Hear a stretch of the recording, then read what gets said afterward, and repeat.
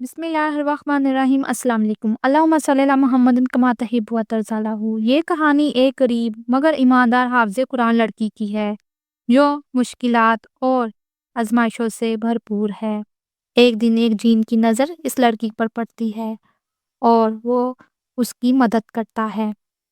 کہانی میں سسپینس، جذبات ہیں، ٹویسٹ ہے، اور جب لڑکی کو ایک نیک لڑکا ملتا ہے یعنی کہ اس کا شوہر، تو اس کی زندگی بدل جاتی ہے۔ آئیے دوستو، اب ہم اپنی کہانی کی طرف چلتے ہیں۔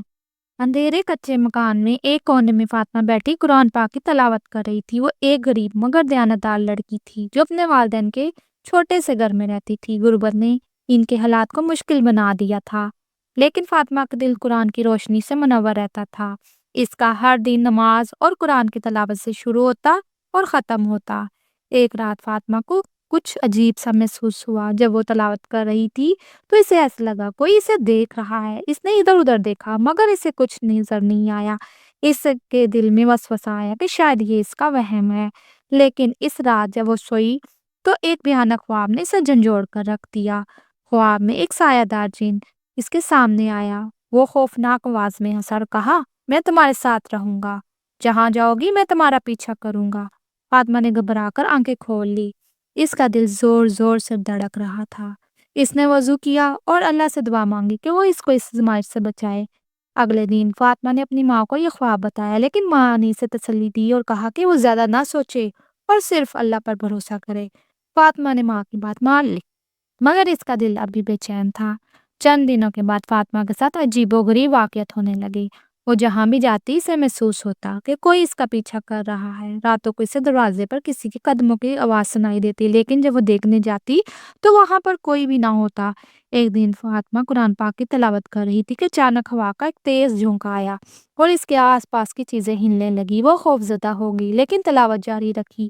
تبھی اسے یہ سایہ سا نظر آیا جو کمرے کے ایک کونے میں کھڑا تھا۔ فاطمہ نے اپنی ہمت کو جمع کیا اور زور زور سے سورۃ بقرہ پڑھنے لگی۔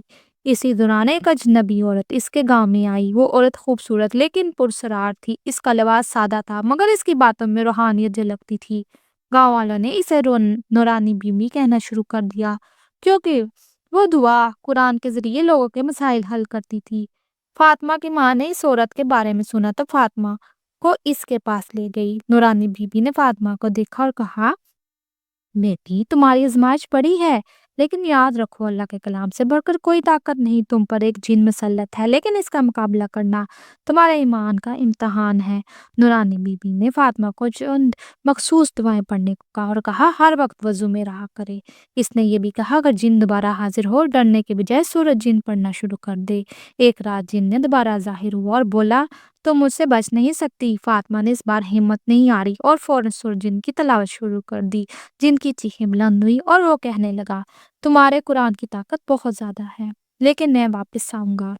نورانی بی بی نے فاطمہ کو بتایا کہ جن اتنا آسانی سے ہار ماننے والا نہیں۔ اس نے کہا کہ اس جن کے پیچھے کوئی پراسرار راز ہے اور یہ راز کھولنے کے لیے فاطمہ کو مزید مشکلات کا سامنا کرنا پڑے گا۔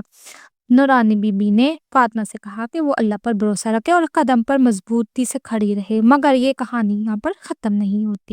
فاطمہ کی زندگی میں کچھ سکون لوٹ آیا۔ نورانی بی بی کی دی گئی دعائیں اور رہنمائی نے جن کے خوف کو کچھ کم کر دیا تھا۔ فاطمہ نے اپنی ماں کے ساتھ مل کر زندگی کی مشکلات کا سامنا شروع کر دیا، مگر غربت کا دباؤ اب بھی ان کے اوپر بہت زیادہ تھا۔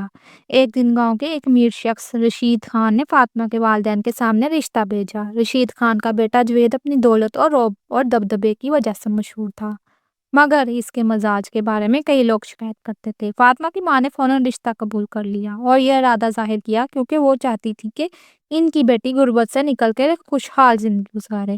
فاطمہ کو اس رشتے پر اعتراض تھا لیکن والدین کے دعاؤں کے آگے وہ خاموش ہو گئی۔ جوید کے ساتھ شادی کے بعد فاطمہ کو خوابوں کا سلسلہ حقیقی تلخی میں بدل گیا۔ جوید ایک سخت مزاج اور ظالم انسان تھا۔ وہ فاطمہ کو چھوٹی چھوٹی باتوں پر ڈانٹتا، کبھی مارتا اور گھر میں ہر وقت اس کی آوازیں چلتی رہتی۔ فاطمہ کو یہ محسوس ہوا کہ شادی نے اس کی زندگی میں مزید مشکلات پیدا کر دی ہے۔ وہ اکثر راتوں کو جا کر قرآن پاک کی تلاوت کرتی اور اللہ سے دعا کرتی کہ وہ اس آزمائش سے نکال لے۔ ایک رات فاطمہ اپنے کمرے میں جن کا سایہ دوبارہ محسوس ہوا۔ وہ ڈر گئی لیکن فوراً قرآن کی تلاوت شروع کر دی۔ جن اس بار مختلف تھا، وہ چیخنے چلانے کے بجائے ایک نرم آواز میں بولا، میں تمہارا اب دشمن نہیں، میں تمہاری مدد کے لیے آیا ہوں۔ تم جو پڑھتی ہو اب میں اس کے اثار میں ہوں، اب تم جو کہو گی میں ویسا کروں گا۔ فاطمہ حیران رہ گئی، اس طرح جن سے پوچھا تم میری مدد کیوں کرو گے؟ تم تو میرے دشمن تھے۔ جن نے کہا پہلے میں تمہیں آزما رہا تھا، لیکن تمہارا ایمان اور ہمت نے مجھے مجبور کر دیا کہ میں تمہارا ساتھ دوں اور تمہارا وفادار رہوں۔ تمہارے شوہر کے ظلم نے مجھے بے حد بے چین کر دیا ہے۔ جن نے جوید کی حقیقت فاطمہ کے سامنے رکھی۔ جوید کے برے اعمال اور گناہوں کی تفصیلات سن کر فاطمہ حیران رہ گئی۔ وہ سمجھ گئی کہ اس کا شوہر نہ صرف اس پر ظلم کرتا ہے بلکہ اس کے دل میں دین کا کوئی خوف نہیں۔ ایک دن جوید نے غصے میں آ کر فاطمہ کو گھر سے نکالنے کی دھمکی دی۔ فاطمہ نے صبر سے کام لیا اور خاموش رہی، لیکن اس رات جن نے جوید کے کمرے میں جا کر اسے ڈرایا اور اس کی کمزوریوں کو سامنے لانے لگا۔ فاطمہ کو اب یہ سمجھنے کی ضرورت تھی کہ کیا وہ یہ جن کی مدد قبول کرے گا یا اپنی آزمائش کو اللہ کے حوالے کرے گا۔ نورانی بی بی نے پہلے ہی اسے بتایا تھا کہ جن کی مدد ہمیشہ خیر پر مبنی نہیں ہوتی۔ جن نے فاطمہ سے کہا تمہیں اپنے حق کے لیے لڑنا ہوگا، تمہارے شوہر کو سبق سکھا سکتا ہوں، لیکن یہ فیصلہ تمہیں کرنا ہوگا کہ کیا تم مجھ سے اس کے خلاف استعمال کرنا چاہتی ہو۔ فاطمہ نے 2 دن تک دعا اور استخارہ کیا۔ اس کے دل میں خوف اور امید کی ملی جلی کیفیت تھی۔ جب فاطمہ کے اندر کی الجھن بڑھنے لگی تو نورانی بی بی ایک بار پھر اس کے خواب میں آئی۔ انہوں نے فاطمہ کو نصیحت کی کہ بیٹی، آزمائش اللہ کی جانب سے ہوتی ہے اور کامیابی صبر اور دعا میں ہے۔ اگر جن کی مدد لوگ کرتے ہیں تو یہ ایمان کی کمزوری کی نشانی ہے۔ فاطمہ نے نورانی بی بی کی بات کو دل سے تسلیم کیا اور جن سے کہا وہ اپنی مدد واپس لے لے۔ اور پھر جن کی موجودگی نے فاطمہ کی زندگی میں ایک عجیب موڑ پیدا کر دیا تھا۔ جوید کے ظلم و زیادتی سے نجات پانے کے لیے جن نے اپنی مدد کی پیش تو کی۔ فاطمہ کے دل میں ہمیشہ یہ سوال رہا، کیا یہ مدد قبول کرنا درست ہے؟ ایک رات جب جوید غصے میں چیخ رہا تھا تو فاطمہ کو بے حد پریشان کر رہا تھا۔ جن نے صبر کا دامن چھوڑ دیا۔ وہ فاطمہ کے قریب آیا اور کہا، تمہارا صبر کی آزمائش اب ختم ہو چکی ہے، میں تمہیں اس ظالم انسان سے نجات دلاؤں گا۔ ایک رات جن نے جوید کے خواب میں آ کر اسے ڈرایا۔ خواب میں جوید نے خود کو ایک اندھیرے جنگل میں پایا جہاں عجیب و غریب مخلوقات اسے گھور رہی تھی۔ جن کی دھمکی بھری آواز گونجی، اگر تم نے فاطمہ پر ظلم کرنا بند نہ کیا تو یہ خواب حقیقت میں بدل جائے گا۔ جوید نے ڈر کر رات گزاری، لیکن اس کی سرکشی ختم نہ ہوئی۔ جن نے اس بار مزید سخت قدم اٹھانے کا ارادہ کیا۔ اس نے جوید کے تمام مالی معاملات کو خراب کر دیا۔ جوید کی دولت جس پر وہ ناز کرتا تھا اچانک گم ہونے لگی۔ اس کے کاروبار میں نقصان ہوا اور اس کے دوستوں نے بھی اس کا ساتھ چھوڑ دیا۔ جوید کی سرکشی کمزور پڑنے لگی، وہ دن بدن بے بس ہو رہا تھا۔ ایک دن جب اس نے فاطمہ پر ہاتھ اٹھانے کی کوشش کی تو جن نے خود کو ظاہر کیا اور کہا، اب تمہارے ظلم کی انتہا ہو چکی ہے، اگر تم نے فاطمہ کو طلاق نہ دی تو تمہاری زندگی مزید برباد ہو جائے گی۔ جوید خوفزدہ ہو کر پیچھے ہٹ گیا۔ وہ جانتا تھا کہ اب وہ اس پرسرار طاقت کے خلاف کچھ نہیں کر سکتا۔ چند دن بعد اس نے فاطمہ کو طلاق دے دی اور خود گاؤں چھوڑ کر کہیں چلا گیا۔ فاطمہ آزاد ہو چکی تھی، مگر اس کے دل میں خوف اور بے یقینی کا سایہ تھا۔ وہ ہر رات دعا کرتی اور اللہ سے رہنمائی کی طلبگار رہتی۔ اس کی زندگی میں سکون لوٹ آیا تھا، لیکن وہ نہیں جانتی تھی کہ آگے کیا ہوگا۔ ایک دن گاؤں کے ایک نیک انسان مولانا صاحب نے فاطمہ کے بارے میں سنا۔ وہ فاطمہ کی دیانتداری اور اس کے قرآن سے تعلق کی کہانی سے متاثر ہوئے۔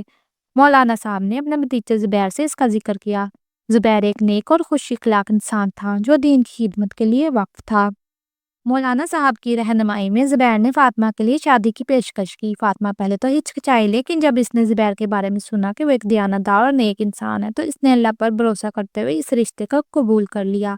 شادی کے بعد فاطمہ کی زندگی میں سکون اور خوشی کا دور شروع ہو گیا۔ زبیر نے نہ صرف اسے عزت دی بلکہ اس کے ساتھ مل کر دین کی خدمت کا ارادہ کیا۔ زبیر اور فاطمہ نے مل کر گاؤں میں ایک مدرسہ بنانے کا فیصلہ کیا جہاں غریب بچوں کو مفت تعلیم دی جا سکے۔ فاطمہ نے قرآن کی تعلیم دینا شروع کی اور زبیر نے انتظامات سنبھالے۔ مدرسہ جلد ہی گاؤں کے ایک روشنی کا مینار بن گیا۔ فاطمہ کی زندگی میں سکون دیکھ کر جن ایک رات اسے کہا، میرا مقصد پورا ہو چکا ہے، میں اب تمہاری مدد کے لیے آیا تھا، اب تمہیں اس کی ضرورت نہیں ہے، اللہ نے تمہیں ایک نیک شوہر اور سکون والی زندگی دی ہے، اب میں تم سے رخصت ہوتا ہوں۔ فاطمہ نے جن کا شکریہ ادا کیا اور دعا دی کہ اللہ اسے ہدایت دے۔ فاطمہ کی کہانی اور موڑ آیا۔ جب سکون اس کی زندگی میں لوٹ آیا، ایک رات جن نے اسے خواب میں آ کر کہا، فاطمہ، میری مدد تمہیں ظلم و ستم سے نجات دلانے کے لیے تھی، مگر اب تم ایک نئی زندگی کا آغاز کر چکی ہو جہاں اللہ کی مدد تمہارے ساتھ ہے۔ لیکن میں تمہیں ایک خاص چیز دینا چاہتا ہوں۔ فاطمہ نے خواب میں ایک روشن مہر کو دیکھا جو جن نے اس کی طرف بڑھائی۔ جن نے کہا، اگر یہ مہر ایک نشانی ہے، جب کبھی تمہیں بے حد ضرورت محسوس ہو اور انسانوں سے مدد نہ مل سکے تو اس مہر کو دباؤ اور میرا نام لو، فوراً تمہارے پاس آ جاؤں گا۔ لیکن یاد رکھو، یہ حقیقی ضرورت کے وقت استعمال کرنا، کیونکہ اللہ کی مدد سب سے افضل ہے۔ وقت گزرتا گیا اور فاطمہ کی زندگی میں خوشیاں بڑھتی گئی۔ زبیر کے ساتھ اس کا مدرسہ گاؤں بھر کے لیے علم ایمان کا مرکز بن گیا۔ مگر ایک دن گاؤں کے چند حسد کرنے والے لوگوں نے مدرسے کے خلاف سازشیں شروع کر دی۔ انہوں نے مدرسے پر حملہ کرنے کا منصوبہ بنایا تاکہ یہ بند ہو جائے اور فاطمہ زبیر کی عزت کو نقصان پہنچے۔ فاطمہ نے اللہ سے دعا کی، مگر سازش کرنے والے دن بدن زیادہ خطرناک ہوتے جا رہے۔ تب اسے جن کی دی ہوئی مہر یاد آئی۔ وہ مہر کو دبایا اور جن کا نام لیا۔ جن فوراً حاضر ہو گیا۔ فاطمہ، میں جانتا ہوں تم اس مہر کا استعمال ایک حقیقی ضرورت کے وقت کیا ہے۔ اب مجھے بتاؤ، میں تمہاری کیسے مدد کر سکتا ہوں؟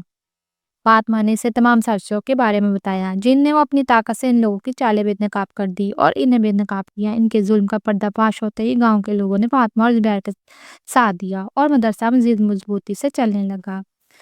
جن نے فاطمہ کو الوداع کرتے ہوئے کہا، اب تمہاری زندگی کی مکمل طور پر اللہ کے سہارے ہے۔ ہمیشہ یاد رکھو، تمہارا ایمان، تمہارا صبر، تمہاری دعائیں سب بڑی طاقت ہے۔ میں ہمیشہ تمہارے حق میں دعا گو رہوں گا۔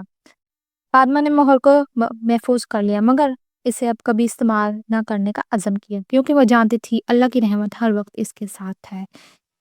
اس سے ہمیں یہ سبق ملتا ہے، مشکلات اور آزمائشوں کے باوجود اللہ کا یقین اور دوسروں کے لیے اچھا کرنے کا جذبہ ہمیں حقیقی کامیابی اور سکون کی طرف لے جاتا ہے۔ دوستو، اگر آپ کو یہ کہانی اچھی لگی ہو، پلیز میرے چینل کو سبسکرائب، لائک اور شیئر ضرور کیجیے گا۔ آپ کے ایک سبسکرائب سے مجھے بہت حوصلہ ملتا ہے۔ میں اپنے گھر والوں اور غریب لوگوں کی مدد کرنا چاہتی ہوں۔ اب مجھے اجازت دیجیے، اپنا بہت سا خیال رکھیے گا۔ اللہ حافظ۔